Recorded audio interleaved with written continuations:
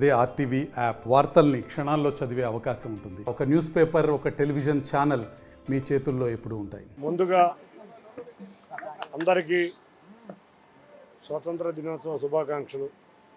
ఇవాళ యువ ఆంధ్ర ఛాంపియన్షిప్ పోటీలు విజయవాడలో కబడ్డీ అసోసియేషన్ ద్వారా నిర్వర్తించడం చాలా ఆనందంగా ఉంది.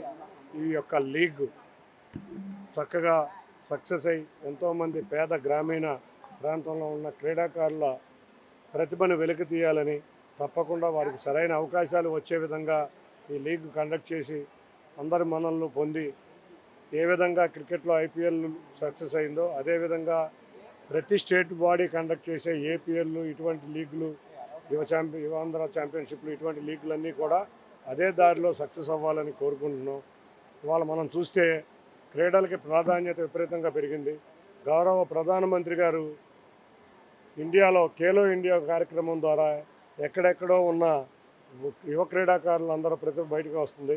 వారు చేపట్టిన ఈ కార్యక్రమాల ద్వారా ముందు ఇన్ఫ్రాస్ట్రక్చర్ అనేది 2 టైర్ 3 టైర్ సిటీల్లో బాగా డెవలప్ అవుతుంది. మనం చూస్తే నార్త్ ఈస్టర్న్లో కూడా నేషనల్ గేమ్స్ జరుగుతాయి. మంచి ఇన్ఫ్రాస్ట్రక్చర్లో నేషనల్ గేమ్స్ జరుగుతున్నాయి. ఇండియా మొత్తం ఇటువంటి మార్పు చూడటం చాలా ఆనందంగా ఉంది. తప్పకుండా మొన్నే పార్లమెంట్లో కూడా స్పోర్ట్స్ బిల్లు పాస్ చేయడం జరిగింది. దానిలో మాట్లాడిన ఇద్దరు వ్యక్తుల్లో మొత్తం దేశం మొత్తం మీద కూడా నేను ఒకటి అవటం నాకు చాలా గర్వకారణంగా ఉంది. ఎందుకంటే వాళ్ళ స్పోర్ట్స్లో ఎన్నో వివాదాలు ఉన్నాయి. ఈ వివాదాలను పరిష్కరించే విధంగా స్పోర్ట్స్ ట్రిబ్యునల్ తీసుకొచ్చారు. కోర్టులు, హైకోర్టు, సుప్రీంకోర్టు రిటైర్డ్ జడ్జిలతో ఇటువంటి ట్రిబ్యునల్ తీసుకొచ్చారు. ముఖ్యంగా ఇటువంటి వివాదాలన్నీ త్వరగా పరిష్కారం అవుతాయి. అంతేకాకుండా ఎవరికన్నా అథ్లెట్స్కి కానీ స్పోర్ట్స్ మెన్లకు కానీ ఎటువంటి ఇబ్బందులు ఉన్నా కూడా వారికి ప్రత్యేకంగా ట్రిబ్యునల్ తీసుకొచ్చారు. కాబట్టి ఎటువంటి ఇబ్బందులు ఉన్నా క్రీడాకారులకు లేకుండా స్పోర్ట్స్ బిల్లు తీసుకొచ్చాం. అన్నిటికన్నా ముఖ్యంగా గౌరవ ముఖ్యమంత్రి నారా చంద్రబాబు నాయుడు గారి ఆధ్వర్యంలో ఇవాళ క్రీడలకి మనం తెలుసు, ఆయన ఉమ్మడి రాష్ట్రాల ముఖ్యమంత్రిగా ఉన్నప్పుడు national games, Afro Asian games conduct చేసిన ఘనత ఆయనది. ఆ రోజు నుంచే హైదరాబాద్ ప్రయాణం ప్రారంభమైంది. అందరూ ఐటీ అంటారు. ఐటీ కాదు, ముందు క్రీడలతో ప్రారంభమైన హైదరాబాద్ ఇవాళ ఐటీ రంగంలో కానీ అన్ని రంగాల్లో ఇవాళ ఎన్నో అకాడమీలు, ఎన్నో 8 స్టేడియంలు కట్టి హైదరాబాద్ని sports one of the best sports hub in ఇండియాగా తయారు చేసిన ఘనత గౌరవ ముఖ్యమంత్రి నారా చంద్రబాబు నాయుడు గారిది. అదే ఆయన ఆధ్వర్యంలో ఇవాళ ఆంధ్రప్రదేశ్లో కూడా త్వరలో మనం చక్కటి స్పోర్ట్స్ సిటీ ఒకటి చూడబోతున్నాం. దాంతోపాటు స్పోర్ట్స్ యూనివర్సిటీ కూడా చూడబోతున్నాం. స్పోర్ట్స్ సిటీ అంటే క్రీడాకారులే కాదు, ఇవాళ సపోర్ట్ స్టాఫ్, ఫిజియోథెరపిస్ట్ అందరూ కూడా ఈ స్పోర్ట్స్ యూనివర్సిటీలో ట్రైనింగ్ అయ్యి దేశం మొత్తానికి ఇవాళ మనం మంచి సపోర్ట్ స్టాఫ్, మంచి కోచ్ల్ని, మంచి ఫిజియోథెరపిస్టులని ఇచ్చే విధంగా స్పోర్ట్స్ యూనివర్సిటీ ఉండబోతుంది.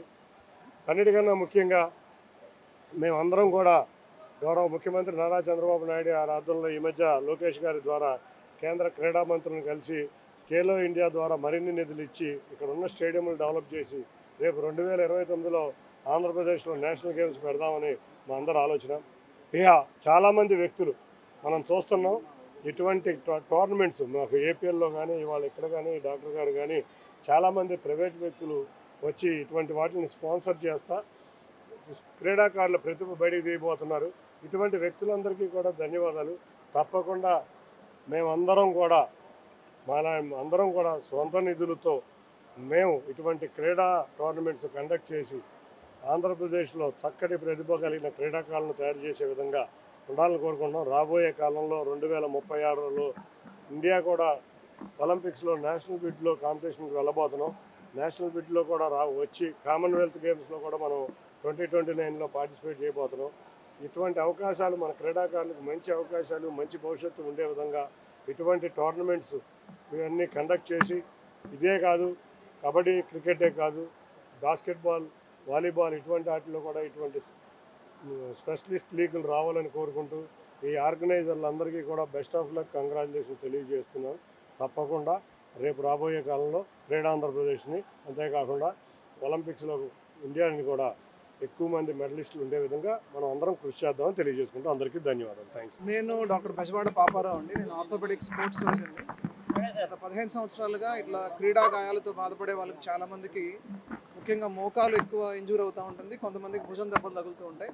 వాటిని ట్రీట్ చేస్తున్నాము. వాళ్ళు మళ్ళీ ఫిజియోథెరపీ ప్రాపర్గా చేసుకొని మరలా ఆటలాడే విధంగా చేయగలుగుతున్నాము. ముఖ్యంగా ఫిట్నెస్ అనేది చాలా ఇంపార్టెంట్. మరొకటి ముఖ్య విషయం ఏంటంటే ఆటలాడే ముందే ఇంజురీ ప్రివెన్షన్ ప్రోటోకాల్స్ అని ఉంటాయి. వాటిల్లో ప్రాపర్గా ట్రైనింగ్ ఇచ్చినట్లయితే చిన్న చిన్న గాయాలతో వీళ్ళు అన్ఫిట్ అయిపోయి ఆటకు దూరం అవ్వకుండా ఉంటారు.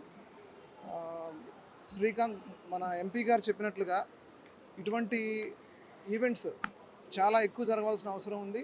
ముఖ్యంగా గ్రామీణ ప్రాంతాల నుంచి స్పోర్ట్స్ ఆడటానికి చాలామంది సుముఖత వ్యక్తం చేస్తున్నారు. వాళ్ళందరినీ ప్రమోట్ చేయటం మా ముఖ్య ఉద్దేశం. స్పోర్ట్స్ ఇంజరీస్తో ఎవరు ఎటువంటి ఇబ్బందులు పడుతున్నా మేము వాళ్ళకి ఎప్పుడైనా సరే ఎటువంటి సేవ చేయడానికైనా రెడీగా ఉంటాము. ఈరోజు వీళ్ళందరికీ నేను శుభాకాంక్షలు తెలియజేస్తూ ముగిస్తున్నాను. Thank you. ముందుగా అందరికీ స్వాతంత్ర దినోత్సవ శుభాకాంక్షలు అండి.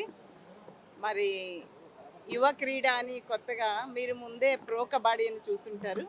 దానికి ముందు స్టెప్ యువ క్రీడ. ఇది ఎప్పటి నుంచో జరగాల్సి ఉంది మన ఆంధ్రప్రదేశ్లో, కానీ ఇంతవరకు కూడా ఎవరు జరపలేకపోయాం. అది ఒక్క శ్రీకాంత్ వల్లనే సాధ్యమైంది ఇప్పటికీ. అయితే కబడ్డీ అనేది ప్రతి ఒక్కరికి కూడా తెలిసిన గేమే, చెడుగుడు దగ్గర నుంచి.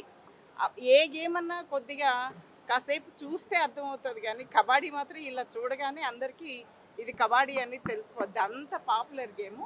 ఈ పాపులర్ గేము విలేజెస్ నుంచి ఇప్పటి వరకు కూడా మరి ప్రో కబడ్డీ లెవెల్లోకి వచ్చింది అంటే నెక్స్ట్ మనం క్రికెట్తో ఈక్వల్గా ఈ కబడ్డీ అనేది జరుగుతుంది. అయితే ఇప్పుడు జరిగే యువ క్రీడ మాత్రం ప్లేయర్స్ అందరికీ కూడా ఫైనాన్షియల్గా చాలా అమౌంట్స్ వస్తాయండి. ఎందుకంటే గ్రామీణ ప్రాంతాల నుంచి వచ్చారు. ఇప్పుడే డాక్టర్ గారు చెప్పారు వాళ్ళకి ఇంజ్యూరీస్ అయితే మేమందరం నిజంగా మా విజయనగరం జిల్లా అబ్బాయికి కూడా ఇంజ్యూరీ అయితే డాక్టర్ గారే చేశారు.